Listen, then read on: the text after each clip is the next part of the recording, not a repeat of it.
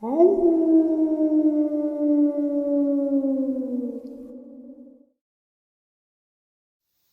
and salutations, everyone. I hope everyone is still doing well, and welcome to today's second half. Before we jump into it, a couple quick links. As many of you know, I rely on Patreon, PayPal, channel membership, and the merch to help the channel to continue to grow and go. Links to Patreon, PayPal, and channel membership is in the description below. Merch displayed directly under the video. Also, Dogman Frightening Encounters, Volume 1 through 3, the audiobook versions. They were written and researched by Tom Lyons, narrated and produced by me, Jeff Nadolny. Those audiobooks are available on Audible, Amazon, and iTunes, links to which are also in the description as well. And finally, last but definitely not least, if you'd really like to help support this channel to continue to grow and go, simply subscribe. It does not cost a cent. Click the like button. It takes half a second. If you don't want to miss out on any of the informative uploads that I put out daily, click that bell icon. And folks, please leave a comment. Why? Well, because all of these things really do help this channel to continue to grow and go. They are appreciated and they do matter. Now, everyone, I have taken far too much of your time. Let's jump into today's second half, shall we? Ken, how are you today? Good. Thank you, Jeff. Thank you for coming on. I really appreciate it. And just like we talked about before, the floor is yours, my friend. You share your encounter, and then we'll discuss a little further on from that, all right? All right. Sounds good. Well, these encounters happened in the mountains of Virginia back about 20 years ago. Well, maybe even longer than that. And I lived in a valley in the mountains where a lot of my neighbors were just kind of country people. Some of them were farmers, some of them just living out there. And several of them reported seeing these animals that they thought were black panthers. Not my best friend, but a good friend of mine. They homeschooled his family, lived on his farm, and his wife said she saw what looked like a black panther jumping over a fence, not the fence of their farm field. And there was another neighbor who he'd been out there since. I mean, his family goes way, way, way back, and he was, a classic kind of mountain kind of man. And he'd be like, "Yeah, these panthers are always making trouble. Sometimes I'll see it up in a tree, or sometimes, basically he would talk about it a lot, seeing this panther." And I believed at the time that this was all mountain lions, even though the DNR denies that there are mountain lions in Virginia or in the eastern Appalachians. And they do say that there's a panther in Florida, but they deny that there's any melanistic big cats that are north of Florida. And melanistic means black. It's basically black is not a natural, it's not a very natural color that you see in wild animals, because tan, in modeled tan kind of colors, is a much better camouflage. So another encounter, close encounter that I didn't actually see, but still kind of freaked me out. I was living on this property across a river, kind of separated from the rest of the valley. You had to walk over the river on a swinging bridge that was about 100 yards long. And they have a bunch of those down in Appalachia, where you have basically places that are hard to get to, and it was cheaper for the government just to put one of those little bridges up instead of actually building a road bridge. So if I wanted to get my truck to the property, I had to drive through the river, and it was about maybe 75 yards across. And the river was usually too high to do that, so I could only cross in the summertime when the water was down. The rest of the time, I'd end up parking at the foot of the swinging bridge, walk 100 yards across the bridge, and then walk about 150 yards from the bridge up to my house. So I guess I've been out there about 4 years. This happened in December of 2010, about the week before Christmas, I had a housemate and had a visitor staying with me. And one of them went out to get some firewood off the front porch because that's where I kept a big old stack of firewood, and I only had a wood stove to heat the house. He comes in and he says, there's a woman screaming out there. So put my boots on, grab all the weapons that were at hand, step outside and listen, and sure enough, it sounds like a woman down by the bridge is being murdered, just screaming bloody murder. And it definitely sounded just like a woman. So we all three went running down there. I took the lead. Get to the bridge, stop and listen again. And now it sounds like it's coming from the road opposite the bridge. Now keep in mind, it's dark already. This happened probably 8 or 9 o'clock at night when it gets dark around 5 o'clock just before Christmas. So I run across the bridge and I run up to the road, and as I'm even running, I'm hearing it more, hearing these screams. And now I realize it's not actually on the road, it's up in the woods above the road. And at that point I'm still running toward it, but I'm thinking, what in the world is a woman doing up there? Because I couldn't imagine anybody being up there in daytime, much less nighttime. So I ran on up into the woods, and my 2 friends are probably 50 yards behind me at this point. And I ran up to where I thought it was coming from, and I stopped. And then I heard a scream from the left and a scream from the right. And these were so close that now I could hear the snarl at the end of the scream. And I realized this is not a human being at all. I don't know what it was, but I turned around and ran back to the bridge, and we walked back to the house and locked the door good that night. So I don't know what it was, but at the time I thought it might have been 2 mountain lions fighting, but I've just never heard of mountain lions making that particular sound. I've heard them on Grizzly Adams, and you can listen to audio files of mountain lions, and I've not heard them make that sound. Then there was a similar case in Tennessee. A friend of mine, just maybe 3 months ago, he heard this out in the woods near the house where I live now, and he heard the screaming out there, and he went and grabbed his gun, and I said, don't go. It's not what you think it is. And he didn't. So anyway, that was that encounter. Years before that, this was back in 1998, I had bought a property in a different part of Virginia, and there was an old mill on the property and an old house on the property. By a mill, I mean, it was a barn, but it was a really well-made barn. Much better than a typical, I guess, barn made for hay. This thing was sturdy, and you could lock it up pretty good. It had 1 window and 1 door. And so anyway, I was going to fix the house up, but the house had all the windows busted out. So I basically used the barn as my quarters while I started working on the house. And I was living out there for a few months. And sometimes I would cook dinner on a frying pan on a little gas stove. And I would toss the bones out the window. And sometimes I would hear something coming at night, and it would chase away the cats. And it would eat the bones, and I could hear it just chewing them up, just like they were pretzels. So I didn't know what it was. Again, back then I didn't know about any of these paranormal things. I just thought it was a mountain lion. So one night, after about 2 weeks of that other stuff going on, I was sleeping on my cot, just in my boxer shorts. It's probably September, so it should be cool at night. And I'm awakened by a sound and a feeling. And as I wake up, I listen, and I hear the sound of footsteps on the roof. And I thought maybe at first it was the branch of the maple tree that touches the top. Sometimes when the wind blows, it'll make a sound. But it was still outside, and I could hear these footsteps creak, creak, creak.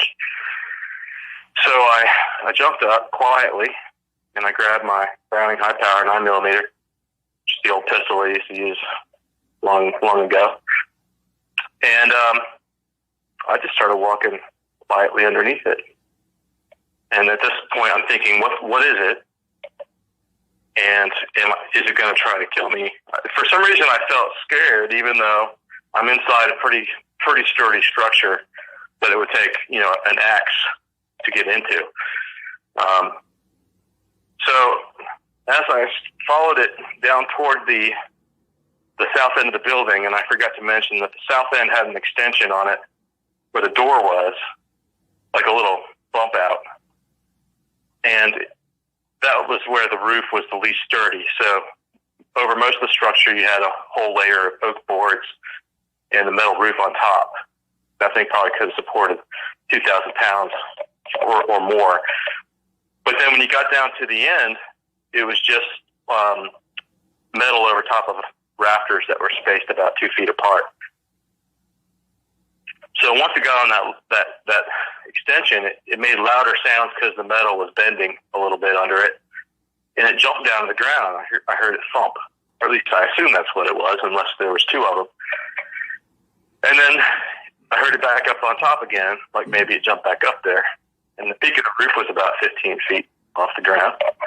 And I knew that was higher than anything I knew could jump. Maybe a mountain lion could jump that high. So at that point, when he jumped back up there, I thought, okay, it wants to get me. So I just raised my hands over my head with the pistol, and I trained it on the spot I thought the sound was coming from. Footstep. And then I just emptied the magazine. I saved a couple. So I think out of a 12-round magazine, I had 2 left. But I put solid, 6 to 8, maybe 10 shots in there. And it immediately crashed, like it fell onto the roof, and bam. And then it was a sound like fingernails on chalkboard as it slid down the roof, but it apparently was using its fingernails to try to hang on. It went, and then thump when it hit the ground outside the door. So now this thing is outside my door. I just put a couple rounds into it. I was tempted to open that door and finish it. It was a solid oak door, so you couldn't see through it. I thought better of it. I was still feeling pretty scared, and I just decided, well, whatever it is, it'll keep till morning. I'd better not go out there until there's daylight. So I went back to bed, and when I got up in the morning and opened the door, there was nothing there. But the holes are still in the roof, and you drive by that place, you can still see the holes in that part of the roof of that little mill. So I guess those are my stories, and they're not I got a couple as most of the ones you have on. Yeah, go ahead. Got a couple quick questions. Now, when you shot at the creature, and did it make any noise? Like, was there, other than the shriek of the nails as it slid down the roof, was there any like a growl or a whimper or anything other than that? I didn't hear any growl that time. Okay. I heard the growl when it was coming, chasing off the cats. I would hear it growl, but it didn't growl when I shot it. Okay. So. All right, and there was. I doubt you got up on the roof to see, but was there any blood or any kind of blood trail on the ground, or no, that you saw? I didn't see any. Okay. Didn't see any, but it was really dry, and that soil would have soaked it up. But I can't even guarantee that I even hit it. Right. It could be I just startled it so bad it jumped and fell. But I think, I was aiming right for where its feet would be, and if their feet are as big as they say they are, then maybe I shot at the foot at least, right. Or it could have gone up and hit the body. I don't know. When you sent me these encounters, I read the mill one first, I think, and I was like, wow, like the way you described the mill, while I was narrating it, I was picturing it in my head, and that must have been frightening. I mean, you were young at the time, and by yourself, you hear something large, and then you hear it go towards where the section, the addition, where it doesn't have the fortified roof. In my head, I'd be thinking, this thing's going to fall through. That must have been a really terrifying event for you. I mean, Jesus. So, my was definitely was sweating. Yeah. I didn't get the complete terror that a lot of people describe, and again, I can't even be sure what it was. Right. Except that, from what I've learned, I don't really think a mountain lion would act that way. It's just for it to be messing around where a house where it smells a person is inside. Mountain lions are usually extremely averse to people, unless they're in like California where they've gotten used to eating dogs and cats. Like sometimes you'll hear about it there where they get acclimatized. But in the mountains, there's no way a mountain lion is going to act that way unless it's sick or has rabies or something. Yeah. So I don't know. I don't know what it was. Exactly. Well, but I do. So my encounters are not as, I guess, not as overwhelming as some of the people. Everybody's encounter. Actually, I truly, honestly, I don't hate when people say that, but I kind of, it really doesn't matter, like, the amount, like, okay, you can't compare encounters in my own thinking. I can't say, well, your encounter isn't as scary as this encounter or this and that, because we're experiencing something that as we grow up, we're told doesn't exist. We're told, like, we're safe, and there are no monsters. There's nothing that's going to come out and kill us and hunt us down. So to me, all encounters are educational. We learn something from all of them, whether it be one small thing or something large. So all encounters have some sort of pertinence to me, I believe, so I really appreciate you sharing your encounters with us today. I know that you kind of wanted to do a little something different, so I'm going to give the floor to you again and let you, because it was your idea, let you start it off, all right? Right. Thank you. Well, I'm kind of interested in talking about what these things are and maybe some of the history behind them. And by this, by these things, I basically mean the Dogman, the Bigfoot, and then some of the other less common cryptids that people seem to encounter. I think that these shows, like yours, are actually super helpful for the public to kind of get a broad enough number of people telling their stories to kind of get an idea of what these things are and what their capabilities are. So, for example, some of the people call in and they just think it was an animal. They think it's just a big animal that is undescribed by science. But other people describe, well, their eyes are glowing. And then other people will say, this is much less common, that it spoke to them using some kind of telepathy or somehow projected a thought into their head. And then you have the fact that the way people describe them, and they seem to be what I would call a chimera, where they seem to have, like, say for the Dogman, some parts of the country they call them wampus cats. Yep. They have the claws where they can run up a tree. And I think that kind of reminds me of the people in Virginia thinking they saw a Black Panther.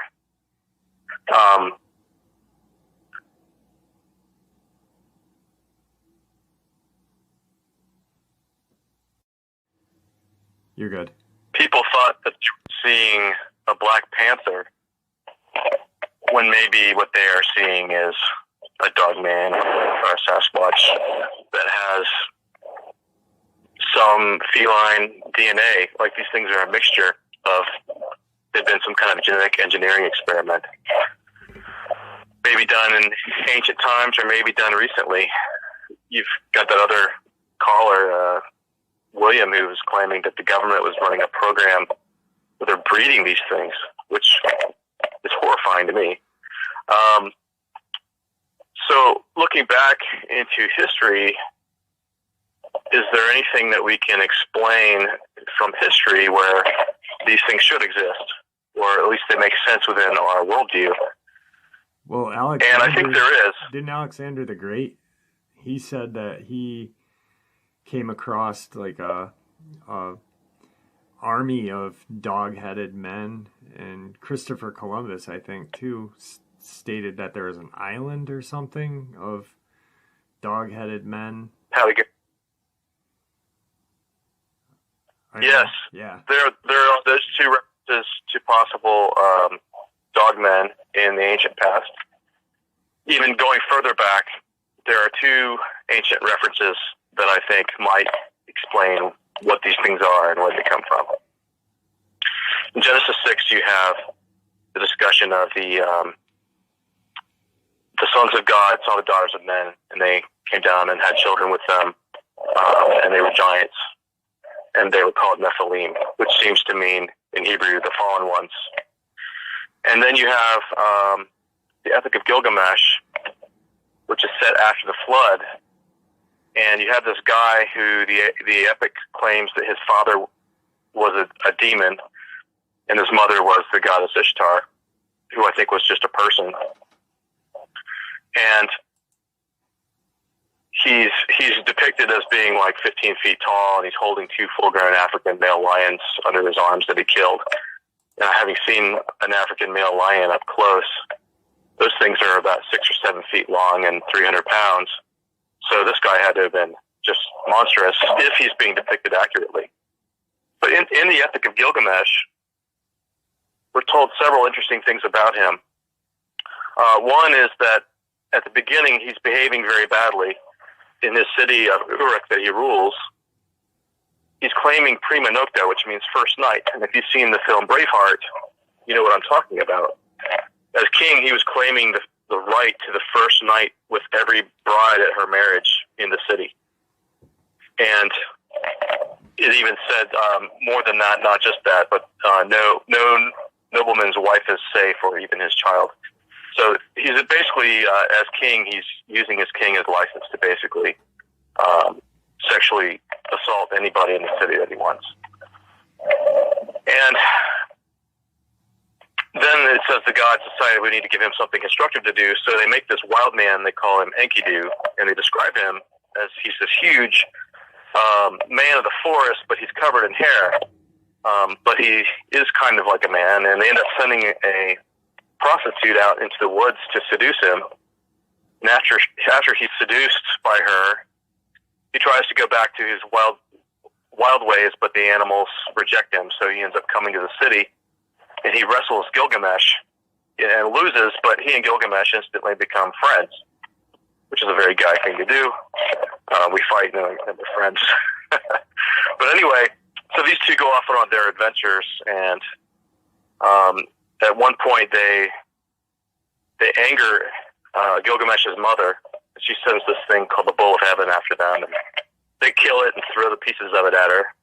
So she's really, really angry then, and she goes to her father, and Anu, the god, and she says, if you don't give me the weapon I'm asking for, I'm going to send a famine that'll last 7 years, and I'm going to open the vaults of the dead and let the dead consume the living. So she's basically threatening a zombie apocalypse. And I just thought it was interesting that there in the Epic of Gilgamesh, you see three elements where he appears to be a Nephilim. We see what appears to be the first reference to a Sasquatch, or Sasquatch-type being. And we also see the first reference to zombies, all three in that one very, very ancient piece of literature. You still tracking with me? Yeah. I was not really familiar with it. So I was literally, as you were talking about this, I was reading about it, and that's crazy. I'm literally gonna go and read this now and the first thing that I stumbled on was the friend there, the wild man, and yeah, I mean that a hairy, huge creature that lives in the woods is, I mean, reference very similar to a Sasquatch. And then this is crazy. Wow. The Genesis thing that you pegged on too was the dogs of man. I mean, that's insane, because there's a bunch of other biblical references to the Dogman. I'm not really sure right offhand without looking them up, but there are a few passages that use the word satyr, Satyr. Yeah. And some people, that could be a reference to one of these hybrid things. Yeah. So my theory on what this is, I come from a Christian worldview, and I think that the angels of heaven, called the host of heaven, and also called the sons of God. And it's interesting that the story of Genesis chapter 6 is actually a very common story in science fiction, that there are aliens, there's an alien invasion, and then not all of them, but in a lot of the alien invasion stories, they want our women and they want to hybridize with them. Like, I remember one called V back in the 80s. That was exactly the story.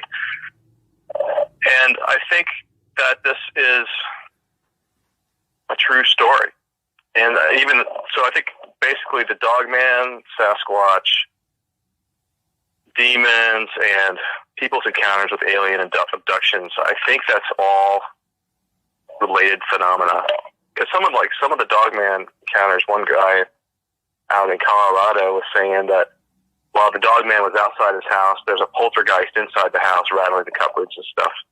So you see this kind of a set of paranormal traits that kind of go with these creatures. So my hypothesis on it is that these angelic beings, or aliens, if you want to call them aliens, that they desired the image of God, and apparently man is made in the image of God in a way that other things aren't. So we're like higher than the animals, but we're lower than the angels, is how it's described in one place. And maybe it's sexuality that's part of our nature. That's part of it. The ability to beget sons and daughters. So I think that these things basically deliberately were hybridizing to try to create their own race. And maybe they were using genetic engineering. I'm not saying that they have the natural capacity to do it. Because, like, to blend together DNA from a bunch of different animals to get something like is called a Dogman that has, some parts are like a man, some parts are like a dog, some parts are like a raccoon, and then it has some behaviors like a cat. Sounds like someone has blended different kinds of DNA together, maybe. So I suspect that that's what's going on, and that they are hiding in the cracks and crevices, with the ghouls and the goblins, so to speak. But I think that also kind of explains why they are such stalkers, because over and over and over again, you hear these stories, whether it's a Sasquatch or a Dogman, they love peeking in windows at night. And they love staring at people. And they also, a lot of them seem to get a real thrill out of scaring people to death, Yeah. I mean, the whole thing about you, that it smiles at you. It doesn't kill you, but it smiles at you. Or they chase people. They'll chase people all the way home when they could easily. If they're reported to be able to run up as the highest I've heard is 70, but easily 40 or 50 miles an hour. So there's no way a person could outrun one. So the fact that they chase people but don't kill them, thrill out of it, I guess. What do you think? That, to be honest, I for a while, I had a lot of different views on what these things could be. For a while, I thought that they were possibly interdimensional travelers, like the Sasquatch. I thought, these are just thoughts, that I kick around in my head. Like, because people have claimed to see a Sasquatch and then it goes behind a tree and it's gone. I was like, well, maybe there was some sort of portal there. Then I started to kind of move away from that. The more encounters I heard, I was like, well, like you explained, they have the ability to climb trees, they can jump, they can run fast. I was thinking, well, maybe they are some sort of prehistoric animal that survived the extinction, and maybe they were just some sort of large prehistoric raccoon or honey badger type animal.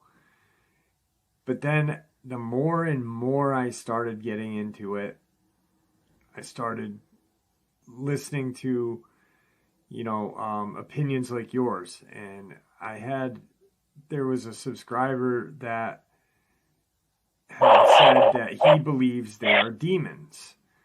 And I said, well, just, where is your proof on that claim? And he said, very similar to what you just said. And then he used the reference of their eyes being able to glow without any light. Sometimes they are seen, there was like an encounter where there was one hovering. So right now, I honestly don't have an opinion. I'd love to, and I think that's what keeps me going, is because there are so many different aspects and so many different, and then the ability to, some have the ability to speak telepathically or verbally. I mean, that shows possibly demonic attributes. Well, it shows sentience. Yeah. They're intelligent. They're not animals. Right. Well, let me throw a few pieces out for you. A couple more pieces. According to the Jews, I think this came from the Book of Jubilees, but it might also be in the Book of Enoch. They say that after the flood killed most of these things, that their spirits didn't go wherever human spirits go, but then they would haunt the earth as demons. So basically, the Jewish belief is that demons are the souls of these things after their bodies have been killed. And so it's kind of like, yeah, they are demons, but they're not. There was an ancient belief that, interestingly, seems to have some modern basis in science, that the ancients believed that a child got 2/3 of its body from its mother and 1/3 from its father, but that it got all of its spirit from the father. And I think that belief was called Transhumanism. Even in the Christian church, that was partly believed for a long time, and some people still do. But the interesting thing that we know from genetics is that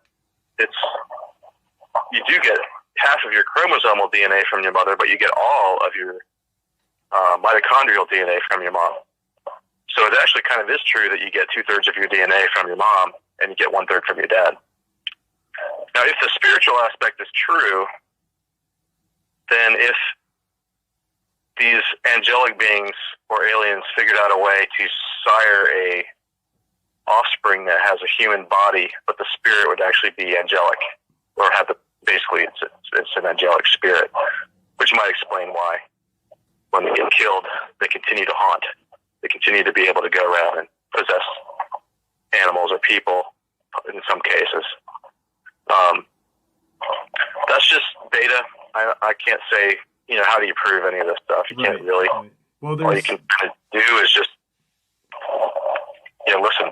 Yeah, there's a Native American lore that a woman, she was a daughter of the chief, and I don't know what tribe or culture this was from, I forget, but she fell in love with a beautiful white wolf. They don't really depict whether it was physical or spiritual, but she became pregnant and had these half child, like half human, half wolf children. The chief then slayed the white wolf and sent his daughter in these freaks, is pretty much what he was calling them, out onto some island, and eventually they came back and slaughtered the small tribe. I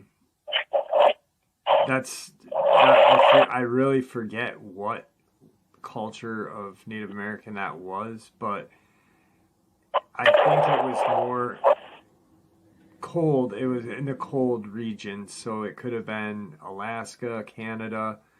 But it was very interesting to me, because I was like, wow, well, there's a lot of spirituality right there. And, there's a lot of different pockets of where these things came from, what they are. And I think, excuse me, just like you said, you got to keep listening. And because until we know exactly what they are, it's a belief. That's pretty much what cryptozoology is. It's a belief in something that hasn't been proven yet. And like I said before, that's what keeps me coming back. I want to know the answer, and I don't. And unfortunately, it's, we might not ever get the answer, or when we do get the answer, it's gonna suck, because then what are we gonna, try to solve, So I really like the. Have you ever heard of transhumanism? No. So this is a cutting edge, trendy thing with people like Elon Musk and Peter Thiel, people like that. I love billionaires, Elon. basically. I love Elon. He's great. Yeah, but a lot of them believe passionately that we are going to reach this thing they call the singularity, where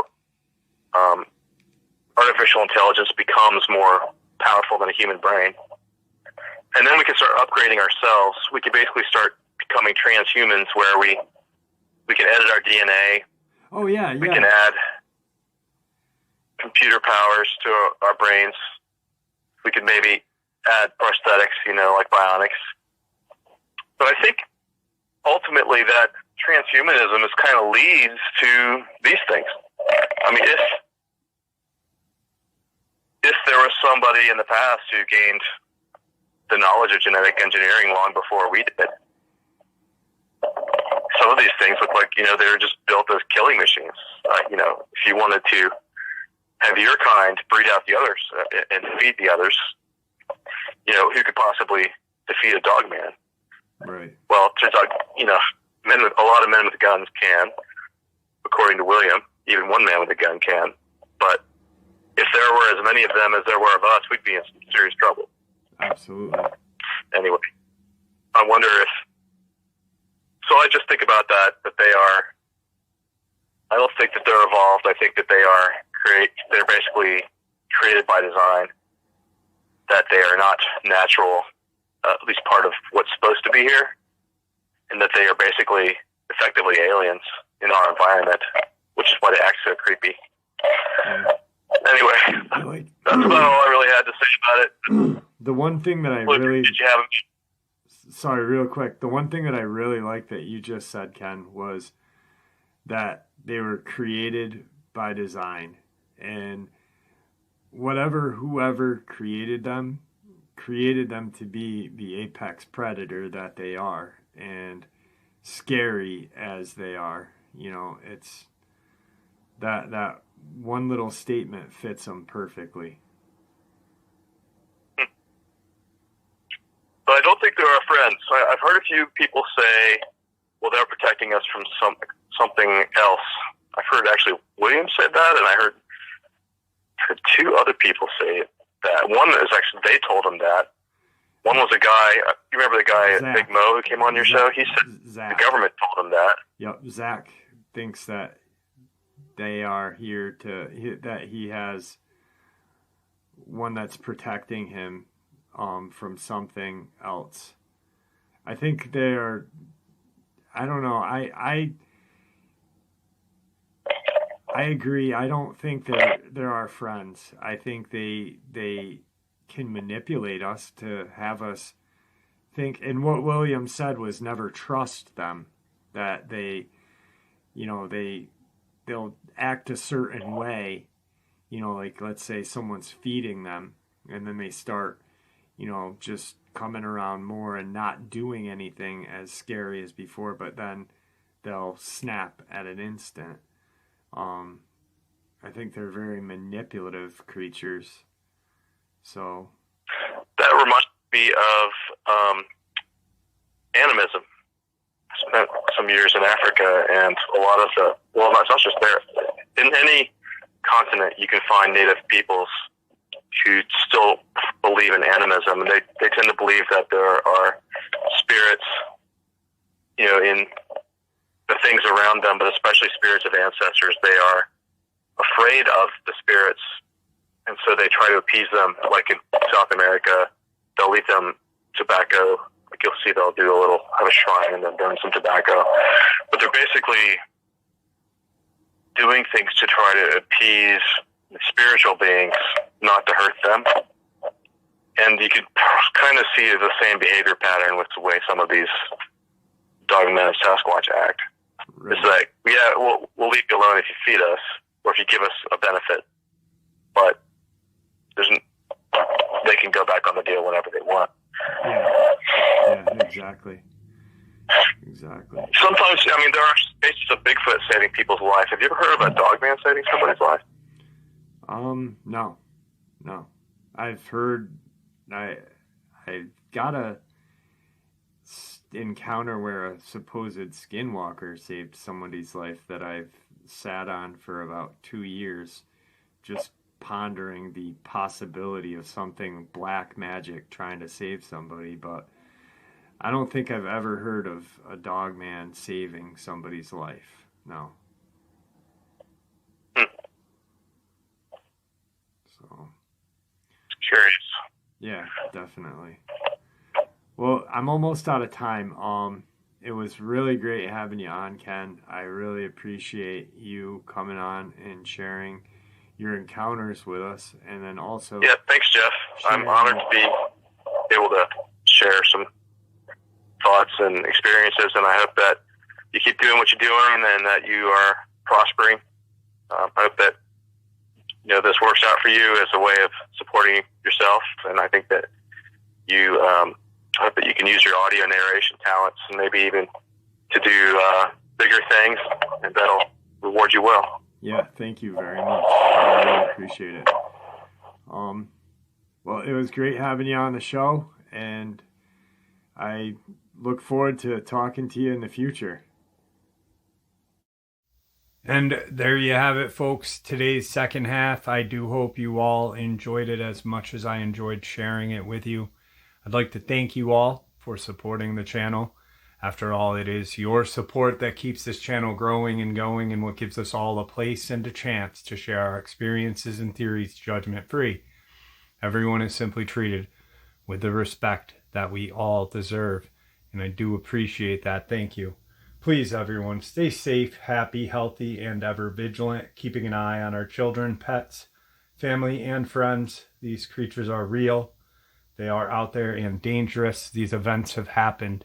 Share this information with those you love and care about, and it may just help save their lives someday. Until next time, never stop asking questions, never stop searching for the truth, and God bless you all.